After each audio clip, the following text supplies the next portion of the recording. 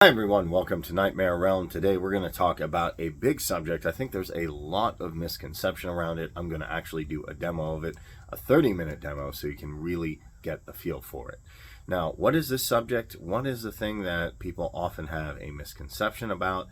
I think that's meditation. Now you look online, you'll find tons and tons of meditation, different types of meditation from different cultures, different religions.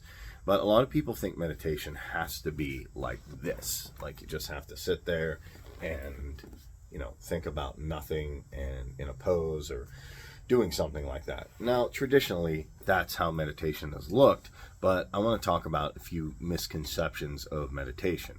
And I think the biggest one is that you have to be in some kind of pose, or you have to have some kind of music, or you have to do some sort of acrobatic thing. Generally, you don't. All meditation is really taking your mind off of everything that's going on. See, we live in a busy world today. There's so many distractions. There's TikTok, there's Snapchat, there's stuff on YouTube, there's Facebook, there's people doing stuff. Everything today is like, we want it so fast and so quick, and we're always just running around. Meditation is just allowing your mind to be free flowing. So a lot of people say, well, isn't meditation not about having thoughts? No, thoughts are going to pop up in your head. I don't think that's something I really would want to control. Why? Because if you keep trying to control thoughts, then you're going to put that extra effort to control thoughts. Like if I'm trying to sit here, I'm relaxing, and I'm like, oh, I'm thinking of something. And then, oh, wait, I better not think about that. I better not think about that. I better not think about that. I got to put this thought off to the side. To me, that's kind of counterproductive, because you're going to spend so much energy trying to think about what you don't want, or trying to think about something that you're not trying to think about. That's going to be counterproductive. Hopefully you can see that meditation is not about not having any thoughts, allowing those thoughts to free flow. Kind of like, you can think of it like clouds. It's not like trying to say, oh, the cloud has to go in a specific direction, just allowing it to flow. Things just flow. When Lao Tzu talks about water, he says it's the most powerful thing because while it's free flowing, it can literally move, mountains, it can move the hugest things. But water to us is just something that we kind of discount because we use it on a daily basis, so we don't really think about it in that way. We think about cooking and cleaning and things like that. If you think of it from the perspective of Lao Tzu or a martial artist, which I have my little Lao Tzu painting right there, you can think of it in terms of just allowing things to flow, not trying to force things. So when you're trying to capture your thoughts and say, I don't want to think this, I don't want to think like that, or I don't want to, think about this, like, oh, let me think. I hope I can win the lottery. But, what are the chances of that? I want to think a more positive thought. Oh, I hope I can, this experience happens, or whatever it is. Thoughts are going to flow. Thoughts just flow. That's how your mind works. Thoughts pop up just like clouds are in the sky, just like fish swim through water. It happens. And what you want to do is allow that flow to keep going. Allow that flow to continuously go. And one thing that people get kind of uppity about is they're like, well, I want to, stop the thoughts. While I was meditating, something bad came up. Okay, something bad came up. Something good came up. Okay, great. You're going to have thoughts like that. The important thing is not to control the thoughts, just to observe them, feel them, have the experience, and let it go through. Let it flow. Instead of trying to say, well, I'm going to specifically control what I want to think about, what I want to do. And funny enough, you get a lot more control, and I know this sounds counterproductive, you get a lot more control when you actually allow the thoughts to flow. Because then you're not trying to control them, and generally better thoughts pop up because you're not trying to force it. So that's the first misconception about meditation. A lot of people want to force it, want to force the thoughts, want to force the ideas, want to force everything that's going on in their environment. Are you trying to force everything in your environment? Like, I want the wind to blow this way. I want the trees to do this. And no, it just flows. Let it flow. And that's another common misconception people have about the Taoist philosophy and what Lao Tzu, right? He says the path of least action. And people think, oh, does that mean being lazy? Does that mean just, oh, the path of least action? Okay, so sit on my couch and chill. And I don't think that's what he would thought. I mean, he wrote the Tao Te Ching, or it could have been multiple authors that did. And regardless of which historical account is true, if it was one person or multiple people that gave Lao Tzu's teachings, the thing that I think is most important to understand is that when he says the path of least action, he's not talking about doing nothing or doing minimal amounts of work in the sense of being lazy. He's talking about efficiency. So if you're going to cut wood, it doesn't mean you don't cut wood. The path of least action means you cut along the grain. You make it easier. If you have to get one piece of information on a computer from one place to another, it's easier to copy and paste. Yes, you could type out everything, but why not utilize the Control-C, Control-V? That doesn't necessarily mean you're lazy. Someone doing that is not necessarily lazy. I'm going to copy and, send the link to, different clients from like my Google Drive. I could type it out, but how long would that take?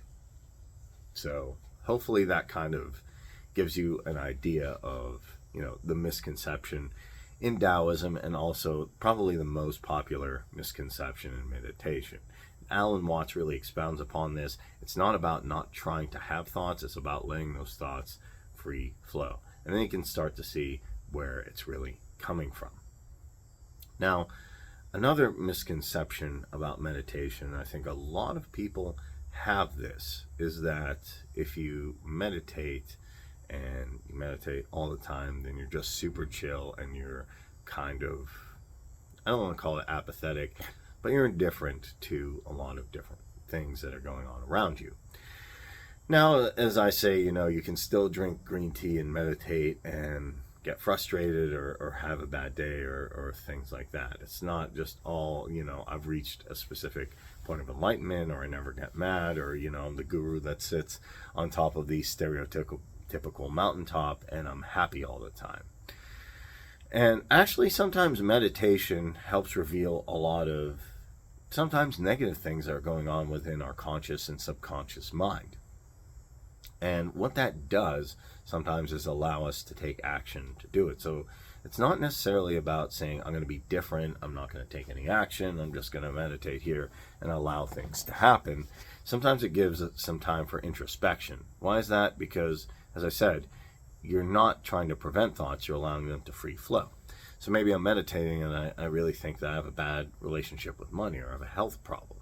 Now, sometimes in the moment, it's hard to really, when so many things are going on, it's kind of hard to say, where's this coming from? Just like, oh yeah, probably have some kind of an issue with this, or maybe this is because of this. But when I'm meditating and I have some time to really reflect on it, I can say, wow, this is something I never really considered. Maybe I have some deep-rooted beliefs or some issues about money or health or something like that. Or maybe I'm holding on to something too hard. Maybe I'm desiring something too hard. And that's one issue a lot of people run into, is they just, hold on to something so hard, and then they're taking a look at it, but then they just obsess and obsess and obsess. Sometimes you need to disconnect and let go of a problem to solve it. I know that sounds counterproductive because everybody wants to just like, no, if I have an issue, I need to like hit it head on. I need to do this, and this. Think about it like a practical solution when maybe a computer didn't work. I work on computers, so this is my thing. When something didn't work, sometimes I tried all day to figure out a programming problem or something like that. Sometimes, something wasn't working and just not working. And then I'd sit there and yell and scream at the computer and get frustrated and think, why? I did all these things right. I'm going to force this to work. And a lot of people have the idea, I'm going to force this to work. You self-examine with meditation and some thoughts come up, about a relative or your health or money or some kind of past relationships. You're like, wow, I've examined this and I made these mistakes. I had these bad, judgments, or I had these bad beliefs in my conscious and subconscious mind. What I'm going to do now is go out, force things to work. Or sometimes people become indifferent about those. And I'd say those are two bad misconceptions or some mistakes people make. What I like to do is actually figure out, where did this come from? What belief, what am I doing and perpetuating in my conscious and subconscious mind that's causing the problem, so I can get to the root of it just like a weed that's growing, and pull the weed, as opposed to keep making the same mistake. So really, those are two of the biggest things when it comes to meditation. Is you can meditate while walking. You can go for a walk and meditate, because it's just about clearing your mind. It's not about necessarily setting in a specific pose or doing a specific pose. It's just about clearing your mind and allowing the thoughts to free flow. Then taking those thoughts, examining them, and not necessarily saying I'm indifferent about it, or I have to, jump on this right away, but figure out, where the heck is this coming from? Where in my subconscious and conscious mind is this coming from? And that's an efficient way to do it. Now, another thing, and this is a common, I think, misconception that happens with meditation. Now I'm going to get a little bit more into the law of attraction or manifestation community. When people do meditation, I see a lot of people doing meditation now to manifest or make a change. So they're allowing thoughts to free flow. Something comes up, they want to talk, they maybe want to deal with it or want to do something, and then they say, well, what I'm going to do is try and think better thoughts after their meditation. So the meditation, I'm going to try and let it go and think better thoughts. And what I look at is the conscious mind generally is there, like making this video here. I'm using my conscious mind to solve math problems, to do different things. The conscious mind is good for problem solving, guiding us, directing us. You can even think of it in turn with the ego. It's there to help make judgments and help, make sure that I'm going the right way, or walking the right way, or doing the right thing today, and being conscious of time and stuff like that. It's not so effective, though, in my opinion, at making the changes you want. So instead of being indifferent, and instead of going out there and trying to tackle the problem, which is what the conscious mind wants to do. The conscious mind wants to overanalyze, and then analyze some more, and then overanalyze. Why did this thought come up? That I have a bad misconception of money. I was poor all my life. Maybe it's because of this. Maybe I have some deep-rooted beliefs. Oh, I gotta fix this right away. Or, hey, it's not a big deal. What I'm saying to actually do is allow your subconscious mind to take hold. Now, how do you do that? You want to get in a very relaxed feeling. The body kind of has different brain waves, and like alpha and theta. And sometimes what I like to do with meditation is put alpha or theta right into YouTube, find a meditation that I like, relax, and then what I do is I pair my meditation with some imagination, some visualization. I think there's a fundamental difference between the two. And that visualization, you're putting the picture out, but sometimes you're disconnected from it. Imagination, you're actually taking the time to really not only craft the scene, and I craft it from first person point of view, but to have some emotion behind it. How would that thing really feel? And that's a lot different for me than just people saying, well, I'm going to think better thoughts. Because thinking is generally using the conscious mind. You're trying to think, how could I do that? How could I do this? Or would it be like this? Or would it be better? And there's nothing wrong with thinking. You have to think to watch this video. I have to think to create this video, to talk to you. You have to think to solve problems, especially if you're doing a lot of cognitive stuff. If you're an engineer, if you're a mathematician, if you're a programmer, even if you're building houses, or you're doing even just manual labor, or you're doing the most simplest thing, you do have to think. You do have to put your mind to work. So the conscious mind's not all bad. It's definitely serving a lot more than you would think sometimes when you're taking a look at that. So they're both useful. But what the subconscious mind does is it doesn't make any judgments on anything. It doesn't say, oh, well, I guess you are poor. $1 million is just out of the realm of possibility. The conscious mind will say, yeah, it is out of the realm of possibility because of this. The subconscious mind doesn't do that. The subconscious mind doesn't judge. The subconscious mind is kind of the way that everything automates. Like, you don't have to think about your breathing. You don't have to think about your eyesight. You don't have to think about how you're going to actually, when you're speaking, you do think sometimes about the words you're saying, but you don't have to think how everything works. Like, how does my chest work and my vocal cords? Can I program them all right? How does my hair grow? How does all that work? The subconscious mind automatically does that for you. And as far as I'm concerned, in meditation, a lot of people still try to use their conscious mind to affect things. That's why I think there's other misconceptions. The first one I talked about, people try to control the thoughts, like, bad thought, just allow the thoughts to flow, allow things to flow, and then they try to either be indifferent or take too much action. To me, that's all a problem of being part of the conscious mind. That's all a symptom of the conscious mind. If you put the conscious mind on the back burner and you tell the conscious mind, hey, I'm in the driver's seat now, I'm going to take control, and I'm going to try and do everything here, then it's going to be along with you and say, yeah, you got to take control. You got to do all these things to fix these problems. The subconscious mind doesn't think like that. And the simplest proof I have is that if you watch a sad movie or you play a video game or you read a book and something tragic happens, these are fictional characters, right? But people cry. Or people get emotional. Or if they're happy, there's a happy situation, people get happy. People let their emotions happen to something that's external. Maybe it's something even fictional. Why do you cry during the Titanic? Why do you cry when a fictional character dies? So that doesn't logically make sense. Your conscious mind will say, "Hey, man, that's just a animal, or that's just a person in a movie. Why are you sad?" And even think of it. Why are you sad about that? Or why are you happy about that? Why are you excited about that?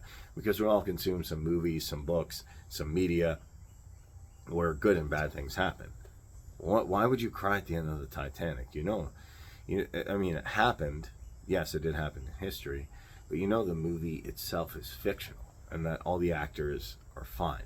Like, you consciously know that. But then why would you get sad or upset? It's because your subconscious mind isn't thinking, well, that's reality and that's really what's happening, and those people are just actors, and I should only be sad when this sort of tragedy happens to this sort of person, and I should only be sad when this or that happens.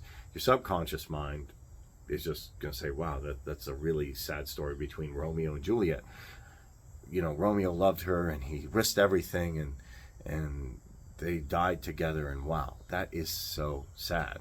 If you watch the other version of it, there's a West Side Story version of that as well, and you feel really, really sad. But why do you feel sad? Because the subconscious mind is having the front seat instead of the conscious mind. Subconscious mind, to me, is a brilliant system to automate everything. So as it's automating everything, it's really bringing out, in my opinion, the inner workings of your true self, of your higher self. And you can use that to either experience very good things or very bad things. I also feel it's the same force that when you let go using something like psychedelics, your subconscious takes the driver's seat and allows you to see sometimes what's going on.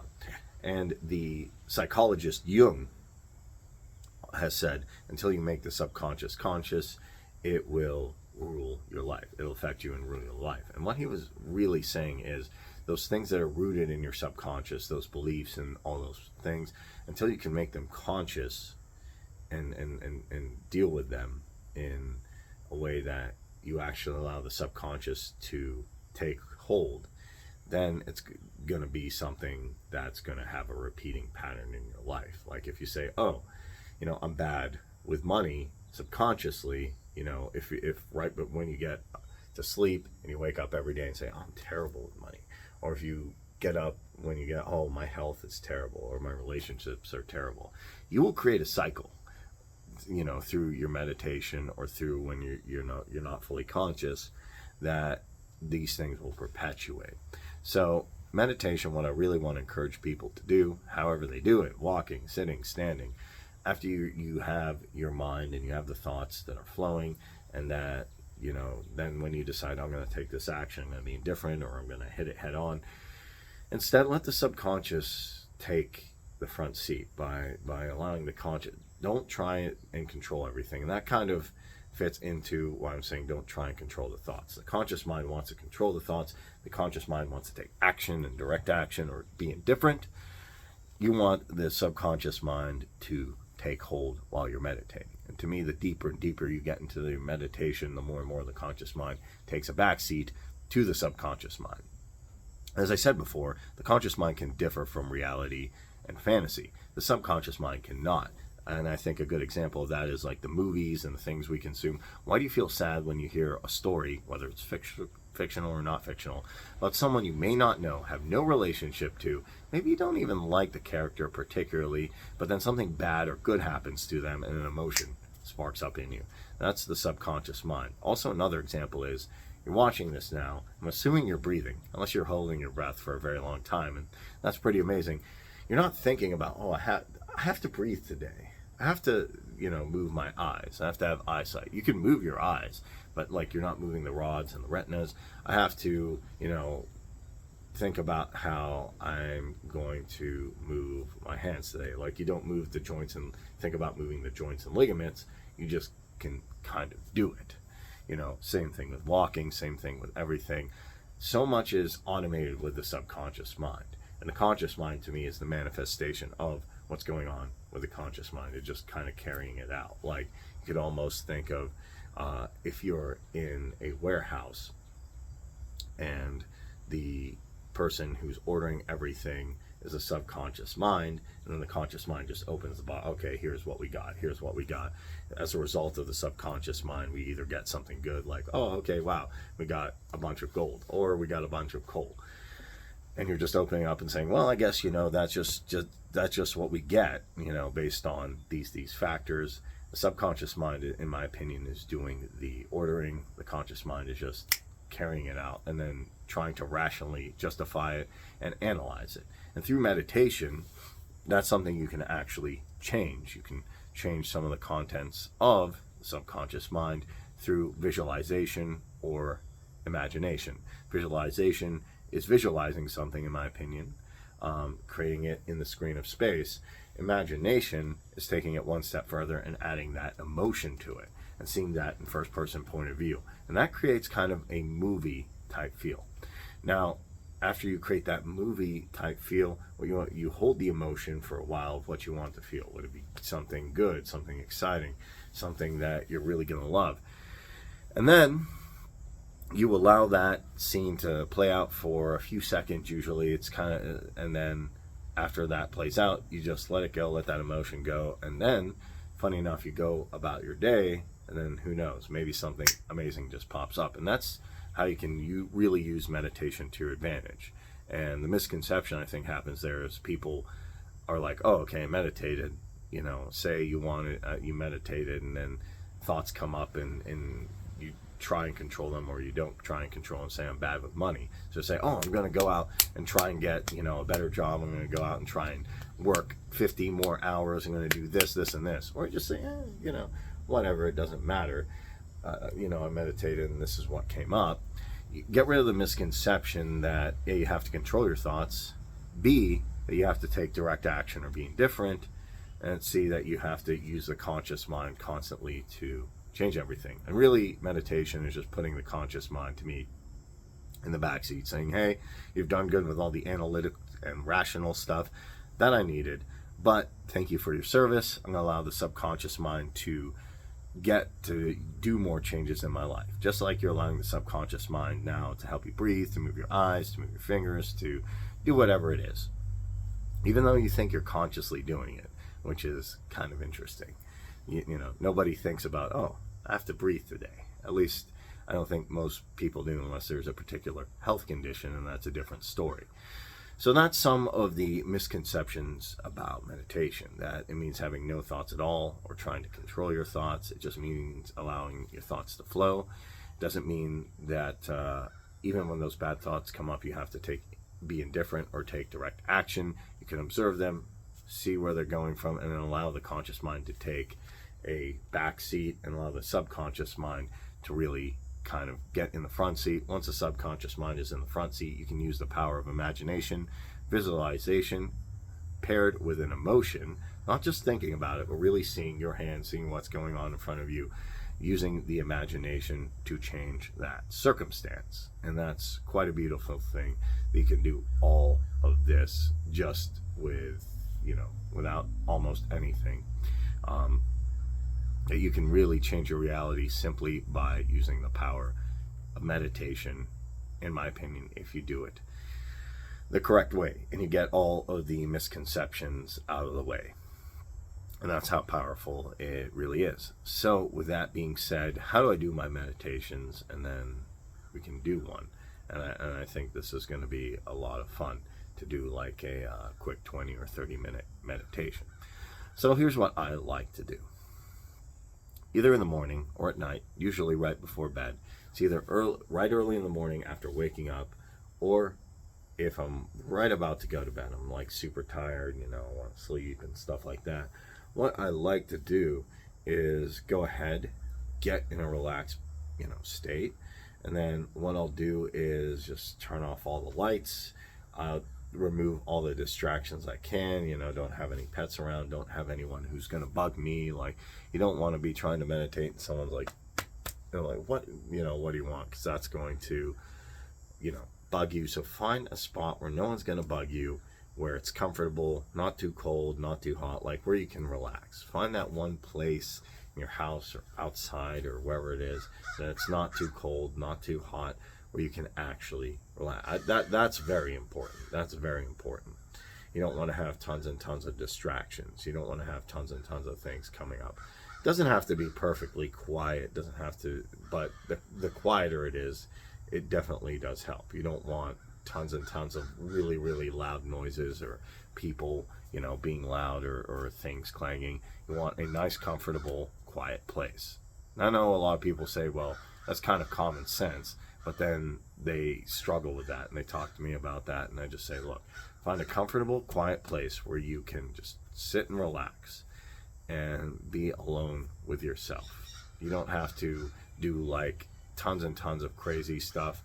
And sometimes, if you can't find that one place in your house, maybe find a place outside, that you can do it. Or heck, go to a coffee shop where it's chill. Remember I said, it doesn't have to be a perfectly quiet place, but generally coffee shops, libraries, heck. You can even go to like yoga classes and things like that, or meditation classes. You could do it, funny enough, if you have a private room in a gym or something like that, if they allow you to spend some time. And I don't do it for an extensive amount of time. Usually 10 to 30 minutes I like to get in a relaxed state, and then I find that quiet, nice place where no one's going to bug me. Or if it's just in nature, like the sounds in nature, they're part of who we are. We're part of nature as well. So sometimes just finding a nice spot in nature where I can relax, that's a great way to meditate, great way to relax, great way to get in touch with who I am from a perspective of looking at it from a non-dualistic way. So not looking at, oh, I'm out here and nature's out here. I'm just looking at all as one experience. And if you've taken psychedelics, you can kind of understand what I'm saying without me directly explaining it. Find a place that's relaxing, quiet, chill, and that can be inside or outside. Just make sure that it's not too cold, not too hot. You don't want to be uncomfortable. Make sure you're not like feeling, anxious or somebody's going to annoy you. And if you want, I'd say this is optional. Sometimes I get a pair of earbuds or get my phone or my computer or something like that, and I'll type in alpha meditation or theta meditation. Now, what are those? There's different brain lengths. Right now, there's different brain lengths we're interacting at, and people have kind of categorized them in different ways, like deltas when you're sick, then like betas right now when I'm talking, I'm using my conscious mind mostly to talk to you. The ones I really want to focus on are alpha. Alpha's kind of like daydreaming, like when you're sitting in class, like, I'm kind of bored, but like, oh, later today I'm going to like hang out with my friends and we're gonna go on a trip or do something else, or later I'm gonna meet up with my girlfriend or my friend or parents or whatever. There's some cool things. Or you just daydream about anything. You just daydream. That's what I would call alpha. You're not sleepy per se. You're not like about to go to bed, but you're not completely in the working consciously on something. You're not trying to analyze and fix something. Then you take it one step further.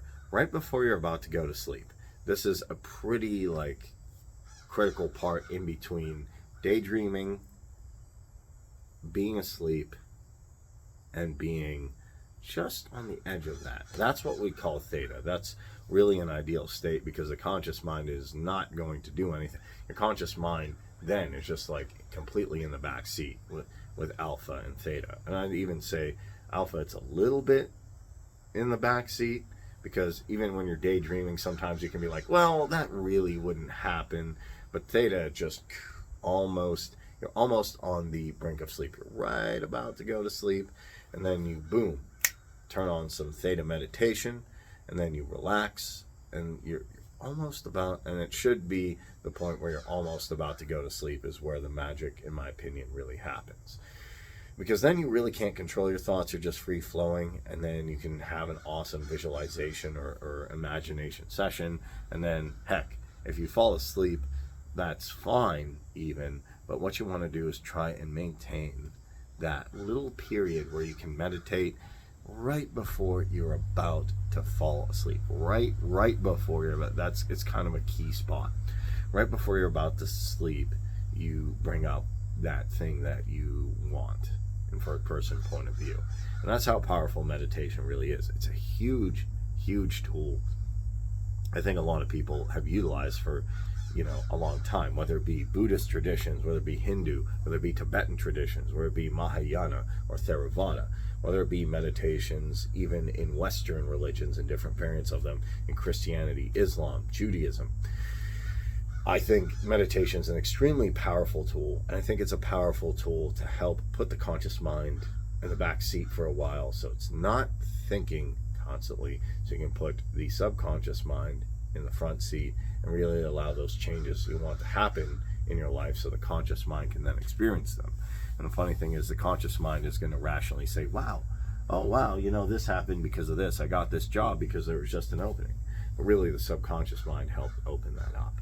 So hopefully that makes sense and that's not too crazy of an idea of what you can do with meditation, some of the misconceptions and how I do it.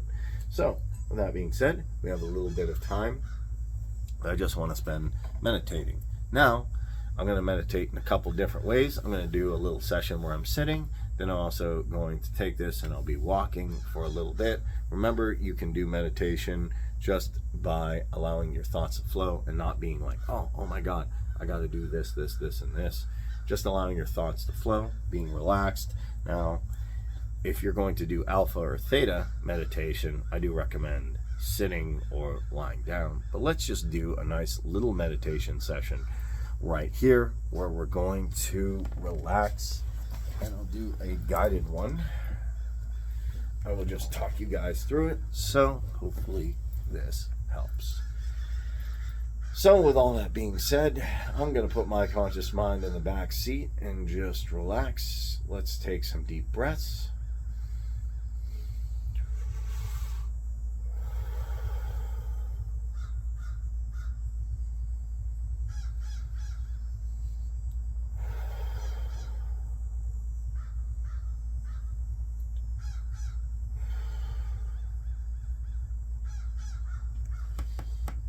Put my head back.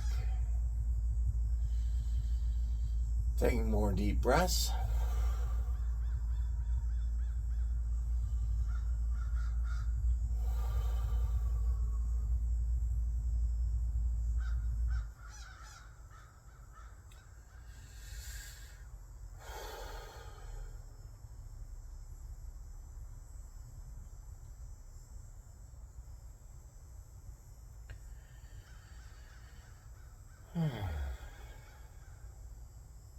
And now, just gonna wiggle my fingers, wiggle my toes, feel everything, and just relax. Drift off.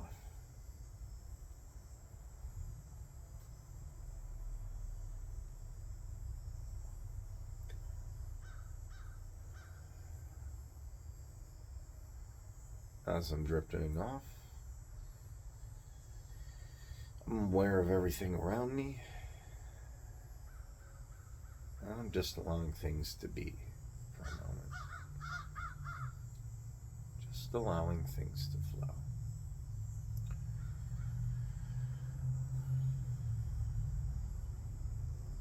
relaxing deeper and deeper.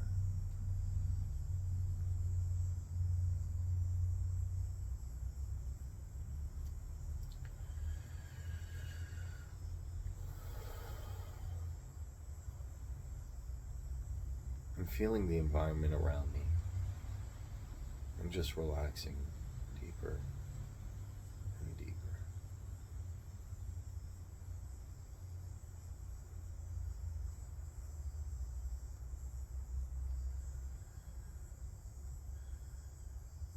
Feeling my fingers, feeling my toes.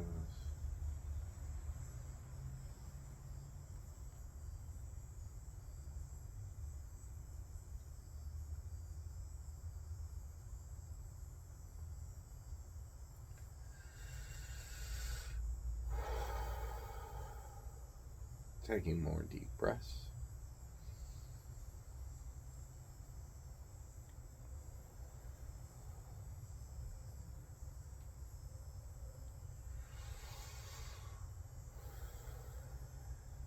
Feeling relaxed and flowing, just like the wind flowing around.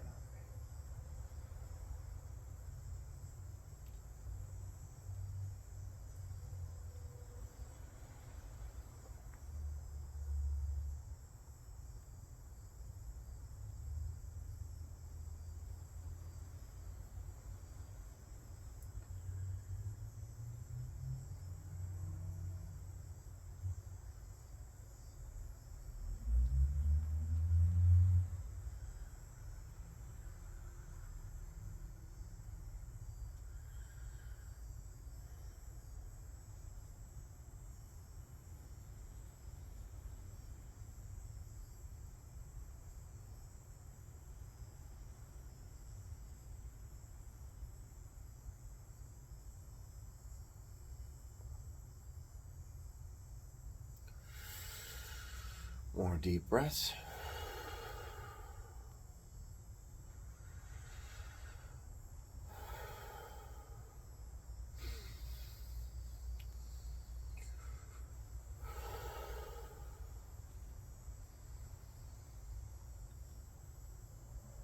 Just feeling everything. Relaxing further and further.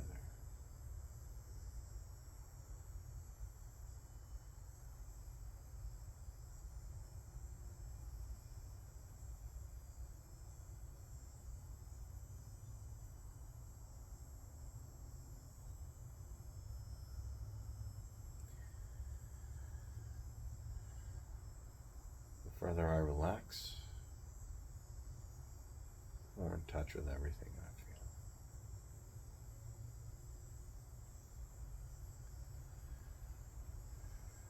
feel. And just let go.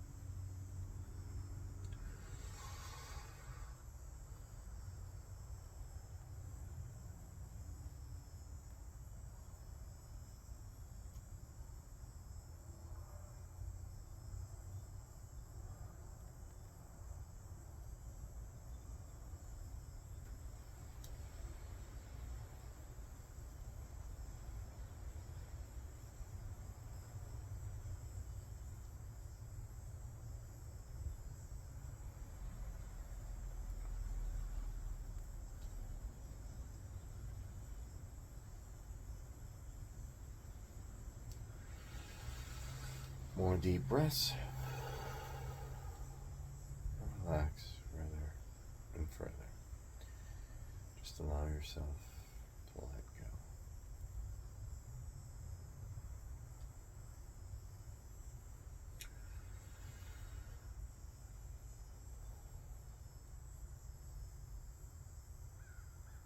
If anything comes up, it's okay.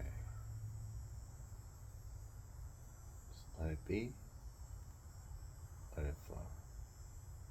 Don't judge it. Don't try and control it.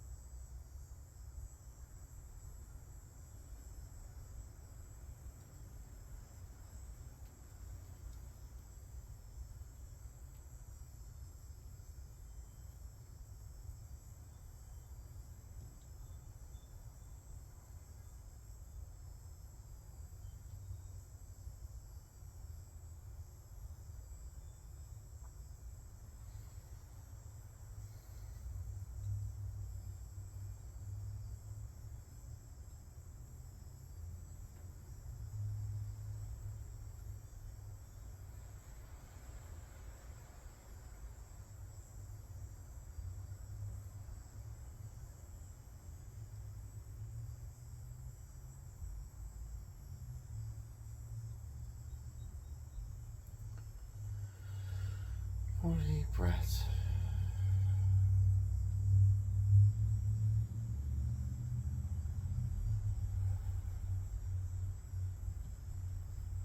Getting lighter and lighter. Getting lighter.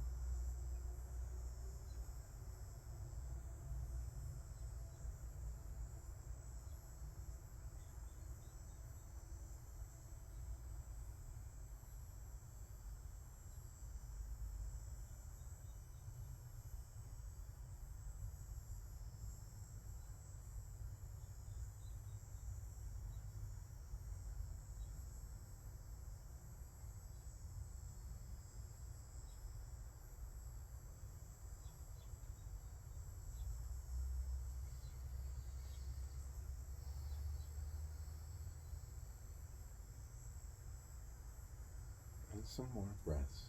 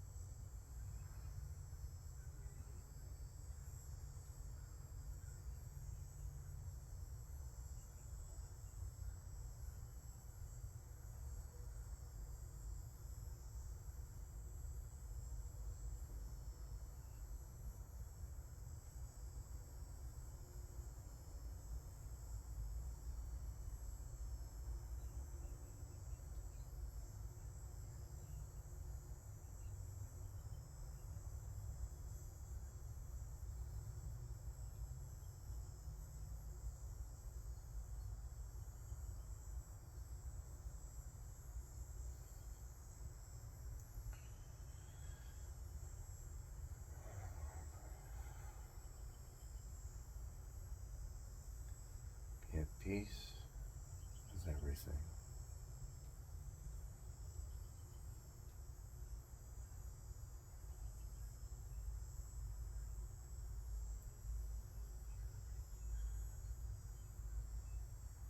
And just relax.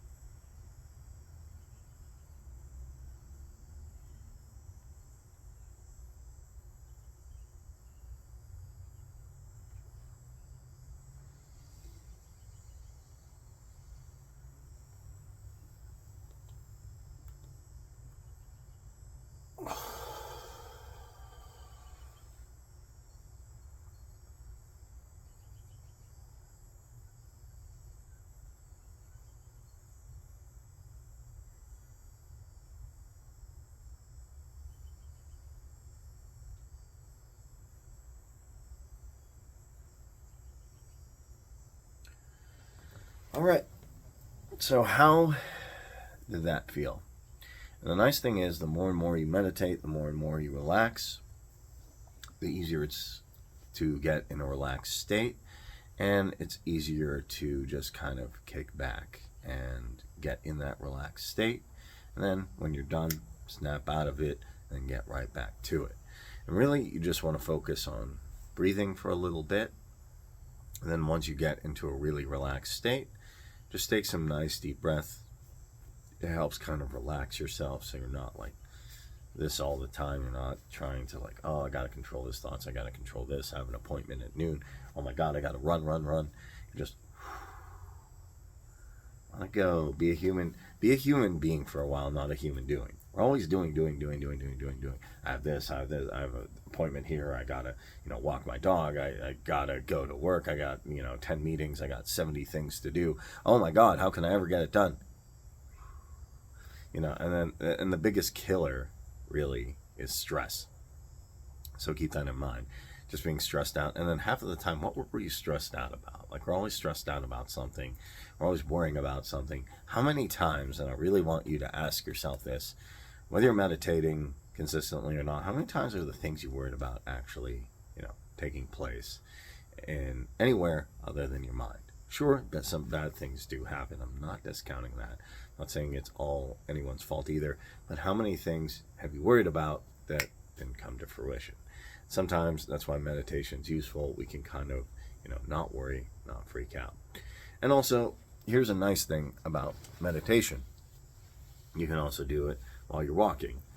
I can just pick this up, and then I can go on a walk and start talking to you guys. I'm not worried about anything. I'm just chill. I'm just going to take a walk out here in nature. So, the door here, and we're outside here. I'm going to take a little walk around. Now, during my walk, I am just walking. A lot of people say, oh, I'm going to take a walk. And, what do I have to do today? Oh, I have a meeting, I have this, I have that. It's okay, in my opinion. I've seen CEOs definitely who are very successful who plot out their meeting just before they're going to go in. But you don't want to be freaking out. Sometimes walking is an effective form of meditation too. Why? We're just walking and chilling. Walking and relaxing. I can feel the grass between my toes. I can look all around me. And everything's fine. So take a walk like that. A walk where you're not freaking out. You're not looking all around. Oh my God, I have to get back. I have to, do 100 different things. Let's hurry up and walk. Like, oh God. I got to get to the gym now. I have a meeting in 10 minutes. Like, don't do, that's the opposite of what you want to do. I'm just walking around. I'm just relaxed. And I focus on my breathing as well. Take that nice little walk, look around, and then what you can do, you see those clouds up there, although it's not a perfect day, just take some time to look up. Look up to the clouds right there and just observe them. Just take time to just observe what's around you without trying to put too much judgment on it. Like, there's a tree right there. What's that? Trees right there. I'm not saying, oh, well, I guess that's an oak or that, and what's going on? Why does it have any leaves? Oh, it's fall. I'm thinking, oh, it's going to be spring soon, and I'm trying to cut out, it's not tons of chatter. I'm just looking at it and observing stuff around me, really getting to just observe and absorb nature, which is something I feel we don't do. Even when we go out in nature, even people who go camping, they bring a bunch of drinks and we got to party and we got to do a bunch of stuff, which is fine. Sometimes you got to let loose like that, but sometimes you just got to sit in nature, sit down, relax, enjoy, observe it, or even take a nice walk.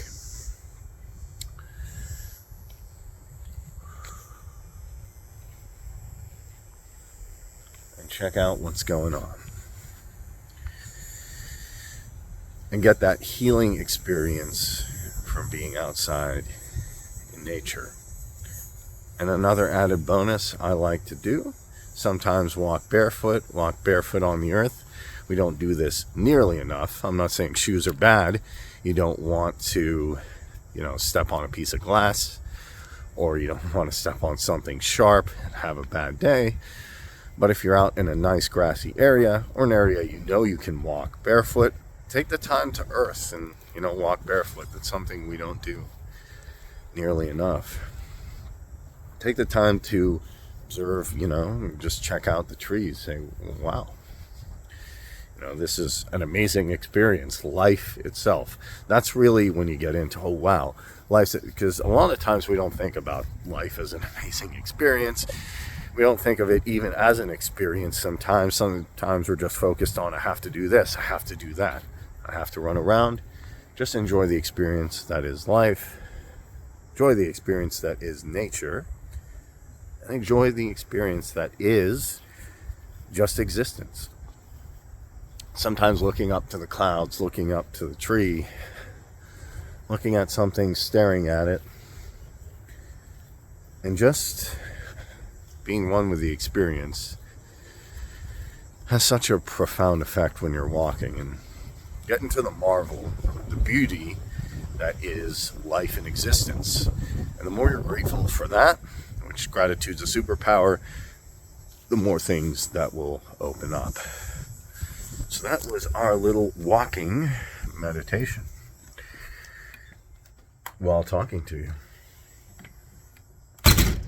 Now, the last things I want to kind of break down for us is some things that I really enjoy with meditation. Sometimes I do have an alpha or theta soundtrack, as I talked about. Also, if you'd like, you can burn some incense. A lot of people like that. I do that occasionally. Sometimes that helps, get you in the mood. Sometimes you're just so stressed out that a little bit of incense can really help out. Also, another thing that really kind of help, and I've talked about this in my videos, is intermittent fasting. And I personally like this. Why? Because if your stomach's doing a lot of work and you feel bloated and you ate like 10 steaks and you ate tons and tons of food and you're like, I'm trying to relax. Sometimes it can be easier for people after they've eaten. Sometimes it's not, because there's so much going on here that I think a little bit of fasting is pretty nice. Not only is it really nice, I think a little bit of fasting kind of helps to make you feel lighter, make you feel more opened up to just what you're doing, to relaxing, instead of having, feeling bogged down, feeling heavy. And that's just kind of the general feeling I get. Also, when it comes to meditation, I know a lot of people have different types of styles they like. Maybe they have more of a style that relates to specific cultural or religious or spiritual, things. Like maybe they'll do some Om chanting, and maybe they'll do some Vedic type of meditation. What I say is, experiment with all of them. It's kind of like a martial art. I'm not going to say one's better than the other. It'd be like me saying, oh, Taekwondo is the only way to defend yourself ever. Or Jiu-Jitsu is. Or, Capoeira. They're all good for something, and they're all good in different situations. You're going to really have to play around, find what works for you. Again, the basic fundamentals to me are that you're not trying to stop your thoughts. You're allowing everything to flow. If Om chanting and incense works for you, that's great. If taking a walk helps you kind of decompress, that's great. And if a Vedic or a different type of meditation helps you work, that's great. And then the last thing I really want to expound upon is breathing. I know a lot of people will laugh at this and say, well, you want to learn how to breathe? You've been breathing your whole life. Yes, correct, because of the subconscious mind. But here's an interesting thing. I think a lot of people with breathing don't disregard it because, hey, we're breathing basically all the time, unless you're choking out or, you're underwater and, holding your nose. We're breathing all the time. But there's different types of breath work that really, really help to enhance meditation that I found. Sometimes doing the simple can work. Now, there's different types of breath work I think that are also very, very effective. One that's very popular, and a lot of people do this because they're into cold work or they're doing cold exposure, is the Wim Hof meditation. And he does a breath which is actually taking in bunches of breath at one time.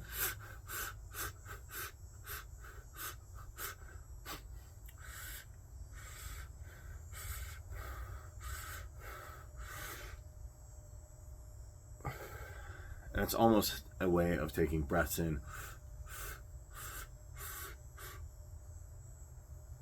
and then you hold the last breath, and that can also be a fun one to do. Now, he really does that when I want to do that one, and I do that occasionally. I really do like it. I pull that up, and then I actually go along with his guided meditation, his guided breath work, you could say as well. And that's very, very effective. And for breathing, the idea is to activate a couple of things, to really get in the relaxation mode, to slow everything down. Because when things are slowed down, the conscious mind is saying, okay, I'm going to take a back seat. I don't need to rationalize, analyze, or think about tons of things. I'm just going to let things flow. Like things flow out in nature, as you've seen. Nature doesn't sit there and rationalize like, well, I think it should be sunny today. So that's what breathing does. Helps relax and put the subconscious mind the conscious mind, in the back seat. It also activates, in my opinion, the different chakra systems, and that can be for another video or another time, but it really starts to, in my opinion, open up your crown chakra with different meditations, because it allows you to relax and energy to flow. And that's really what the utility of breathing is. If you do breathing right, yes, it keeps you alive, but if you do it really well, in my opinion, it allows energy to flow. And through that energy flowing, you can achieve so many miraculous things. So that's my whole spiel on meditation, different ways to do it, different misconceptions, different ideas. Thanks for watching Nightmare Realm. If you enjoyed this, like and subscribe.